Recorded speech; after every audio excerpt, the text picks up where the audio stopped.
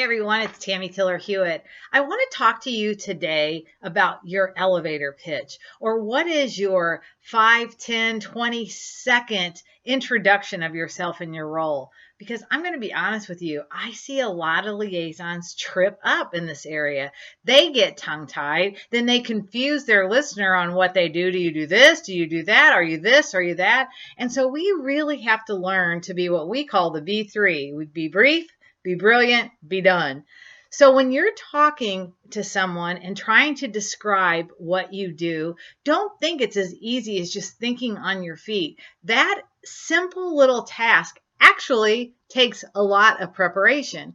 And I think people are confused when you're at church listening to a message or you're listening to someone at the podium talk. You think, wow, they seem so natural. They're just so smart. You have to know that speakers prepare, preachers prepare. I think if you're listening, they'll say, well, I was preparing for this talk.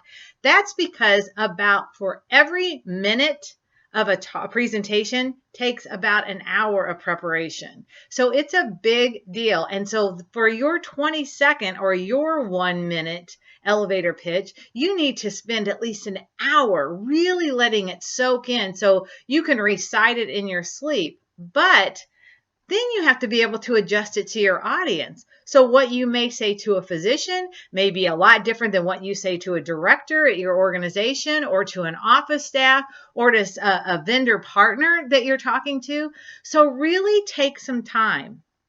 Slow down the bus. Be intentional. That's your first impression. Did you know that Stanford University did a study and determined that it takes 0.10 seconds to make a first impression? A 1/10 of a second. So then it takes sometimes a lifetime to unwind that first impression. So often it's that elevator pitch. It's our message about what we do, not who we are, but what we do for them that's going to make the difference. All right. So go out there, be brief, be brilliant, be done. See you next time on Friday from the Field.